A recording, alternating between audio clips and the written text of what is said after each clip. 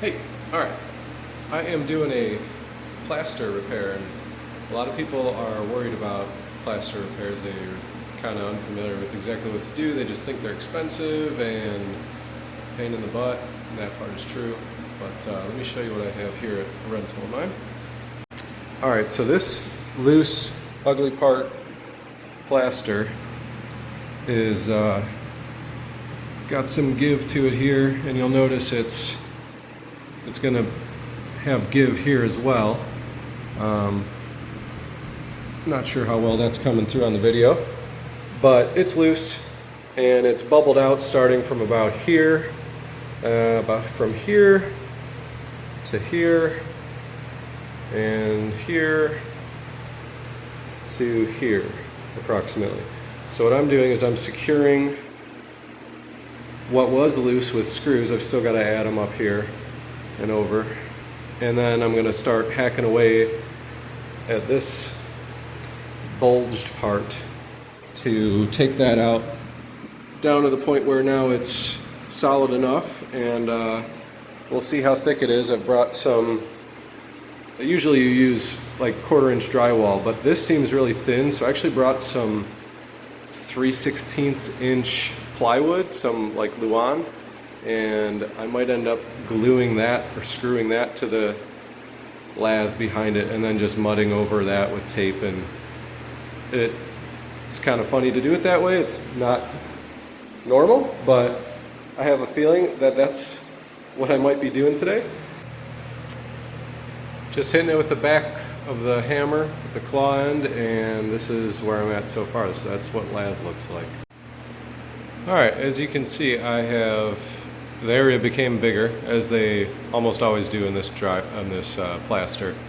So there's your stud, and traditionally, and the right way to do this would be to take your sawzall, cut on one side of the stud or the other. You wouldn't use this one because you still have to repair on both sides. So you'd find the stud here, and you'd find the stud over there, and you'd cut them out, and you could do what I did with these screws kind of all around the surrounding areas, but you can make it a nice straight level cut, and then that way you are demoing out just that section. It's nice and pretty. Then you can put in a fresh sheet of drywall and only worry about mudding the seams. So my process here is annoying, which is just what plaster is by definition, is annoying.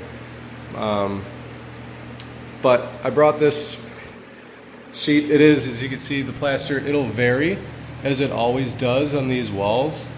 This is I don't know, I didn't put my tape on it, but it's obviously thicker here than it is here.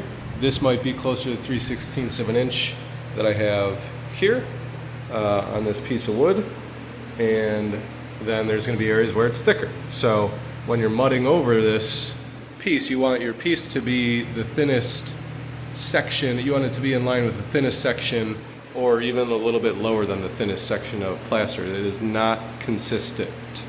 So I brought this piece knowing that the area was going to be approximately this size. I brought this piece, and it just ends up that it fits to a point. So I marked that on the wall so I could make a few measurements and make some points. Like I'm going to make this a point that I mark. Yeah, obviously that side I'll mark. I'm going to measure this here, from the top of the board down here, so I know where this flat section is. And I'm just going to kind of freehand this stuff, take a measurement from the corner up to here. So I'm going to freehand this, and this is a very unconventional way to do this, but it does save a little bit of time. I don't know. That's out for debate. Okay. You see mistakes and things like that. That's going to happen. So approximately I'm going to follow these lines with my jigsaw. Some of them I know which ones to ignore, so I'm going to do it right away. Well, looky there. Just ugly enough for me. So I'm going to use tape I'm gonna slap a bunch of probably 45-minute quick set that I'll mix up. I will smudge into all these gaps, and then I'm going to use your standard paper tape that is the original tape and cover over that, and I'm just going to lop a whole bunch of mud around here. This thickness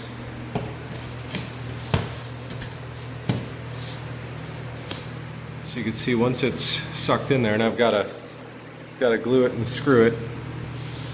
I'll just screw it in the center and glue around edges. But this is, you don't want it to be high anywhere, and I couldn't get material much thinner than this to work with, so, well, at least not that I had laying around, which is what I'm using. So, it's a little high on this top corner up here, and that's something I'll have to deal with and feather out with the joint compound, but not too bad for whatever this has been, 45 minutes. Same property here, different room. This is just a combination of bad paint and mudding and old cracking plaster, so I kind of picked this out here with a blade, and you can see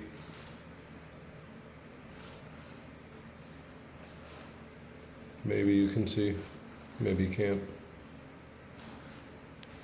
Anyway, it's loose, a little loose there.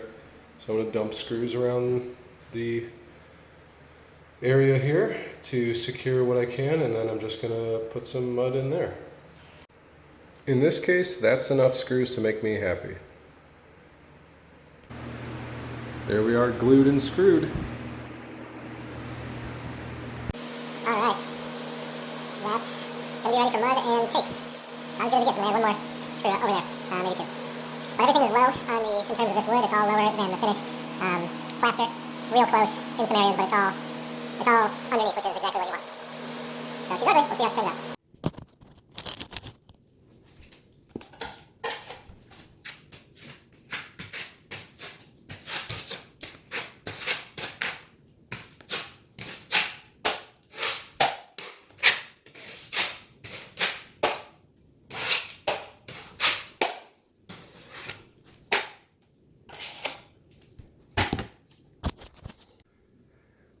All right, we're getting there. I got tape all around it. You can see remnants of that. You can see it's almost a perfect outline of the thing in the middle. And I just pulled out the bigger blade so I can fill in the middle side, or the middle of this.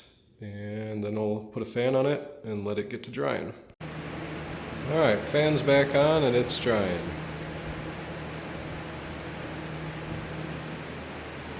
More to do.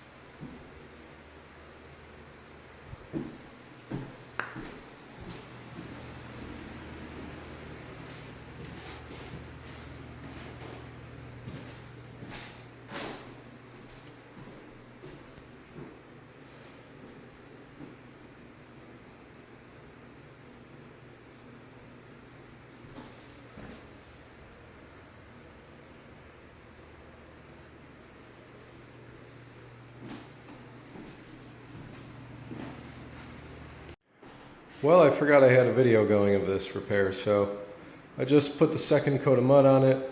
I came here today and everything looked fine, looks good and smooth. All the tape adhered the way it's supposed to. There was no bubbles, there was nothing lipped up anywhere. So I went ahead and just gave it one quick pass with a drywall blade to knock off any little ridge there might have been from any stroke marks from yesterday. And went ahead and applied today's coat, and I think that's going to do it. Once that dries, I'll be able to paint.